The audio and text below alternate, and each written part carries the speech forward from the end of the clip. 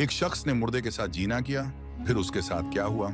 पुराने जमाने में जाहिलियत के दौर में एक कफन चोर हुआ करता था। वह रात के अंधेरे और सन्नाटे का फायदा उठाकर कब्रिस्तान जाया करता। जैसे ही किसी का जनाजा दफनाया जाता, वह रात में कब्र खोदकर उसका कफन चुरा लेता और उसे बाजार में बेच देता। यह उसका पेशा बन गया था, कब्रों की बेहरमी से तौहीन करना और मरे हुए लोगों का सामान लूट लेना। एक दिन किसी बहुत ही अमीर आदमी की जवान खूबसूरत बेटी का इंतकाल हो गया। उसका जनाजा बड़े अदब और शानो शौकत से दफनाया गया। उस लड़की की खूबसूरती की चर्चा पूरे इलाके में थी। कफन चोर को जैसे ही इसकी खबर लगी, उसकी नीयत फिर से डोल गई। रात के अंधेरे में वह चुपचाप कब्रिस्तान पहुंचा। उसने कब्र खोदी, लड़की का कफन उतारा और जैसे ही वापस जाने को हुआ, उस जवान लड़की की खूबसूरत लाश देखकर उसकी नीयत में शैतान समा गया। उसने घिनौना और हराम काम किया, उस मुर्दा लड़की के साथ जिना किया। जैसे ही वह उस कब्र से उठकर जाने लगा, वह मरी हुई लड़की अचानक जिंदा होकर उठ बैठी। उसकी आंखें गुस्से और आग से भरी हुई थी। उसने तेज आवाज में कहा, तूने मुझे गंदा किया है, तूने मेरे जिस्म को अपवित्र किया है। यह आवाज और वह मंजर इतना भयानक था कि